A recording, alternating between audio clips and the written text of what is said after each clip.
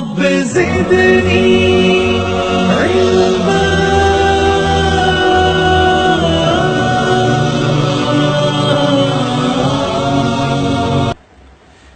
ایک ساتھی نے یہ سوال کیا تھا، موبائل کے ذریعے میسج کر کے طلاق دیا تو طلاق پڑے گی کیا؟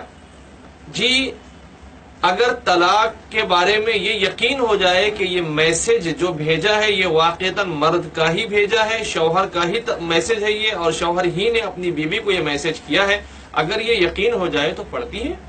جس طریقے سے اگر یقین ہو جائے کسی دوسری چیز کے بارے میں کہ سامنے والے بندے نے مجھے یہ چیز بھیجا ہے تو اس کا بھیجا ہوا مانا جاتا ہے، اسی طریقے سے اگر طلاق بھیجتے لکھ کر کے اپنی بیوی کو تو وہ مانا جائے گا.